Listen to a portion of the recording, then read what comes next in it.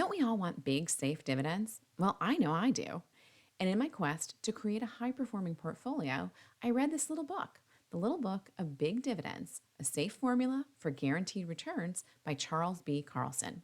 Some of you may remember I started this experiment back in July of last year. After reading the book, I used the BSD score and Quadrix ratings and created an M1 pie slice of 18 companies and weighted them at about 15% of that M1 portfolio. And I wanted to see how they would perform compared to the broader market. My M1 account, which is a small portion of my total portfolio, is currently valued just over $17,000, and the BSD slice makes up 14.4% of the total portfolio. So my experiment is on a smaller scale. But before we see how the portfolio performed, I want to loop you in on the method to my madness for company selection for inclusion.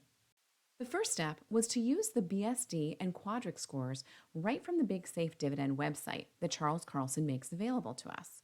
I found all the companies that were rated greater than 75%, meaning they were performing better than 75% of their peers using the two rating systems. Thankfully, the database is updated regularly. The next step was to take those companies and then compare them against the performance of the S&P 500 for total return in the last 10 years.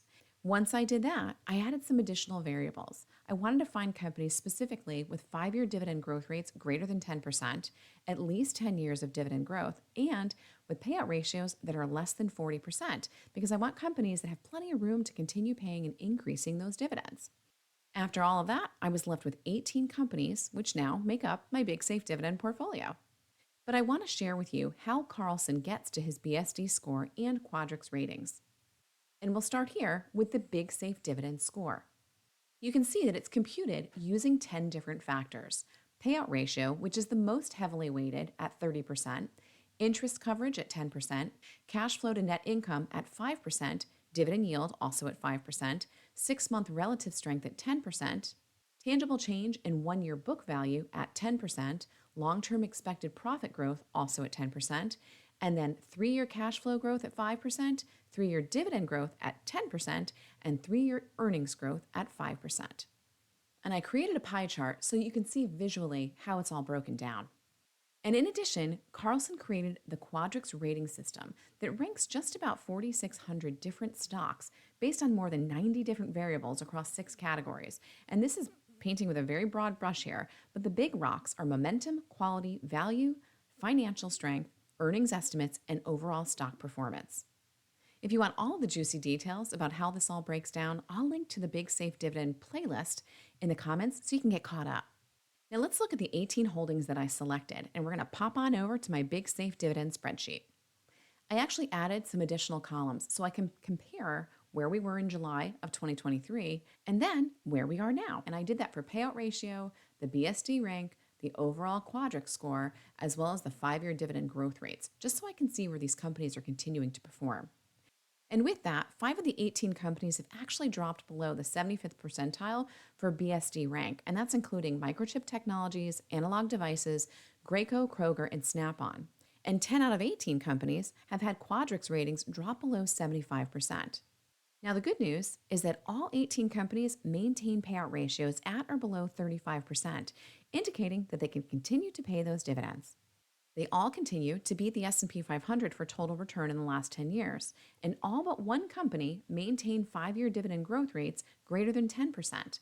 And the one company that dropped below is Littelfuse, which dropped to 9.34%, which honestly is still pretty solid overall. Here is the M1 Finance Big Safe Dividend Slice, which I started funding back in July on the 10th with a total of $103.62. The current value of this slice is $2,455.91, and during that time frame, I have an all-time return of 7.53%. If I compare my Big Safe Dividend portfolio to the S&P 500 during that same time frame, its total return is 5.63%. And remember, my BSD portfolio is at 7.53, so I'm feeling pretty good about this experiment so far. Now, I do think it's important to note that this is a very small snapshot in time. It's only 6 months. None of us know what the next 6 months or the next 6 years will bring within the stock market. But using this method, I was able to strip the emotion out of my investing decisions and let the numbers tell the story of each of these companies' performance. We can only use the data and the information we have available to us, but it is retrospective in nature. There's no crystal ball as to what the future is going to bring us. And with that, and with any of our investments, I need to keep a watchful eye on this slice. Now, I actually decided to increase the allocation to 20% of my M1 portfolio, which is actually only 2.5% of my total investments right now. So it's still a pretty small scale experiment. And I think I'll probably check back again in July to see how it compares and see how it's actually performed in the last year. So, what do you guys think? Leave me a comment below. Let me know what metrics you are using for stock selection, and then go and take a peek at this video next.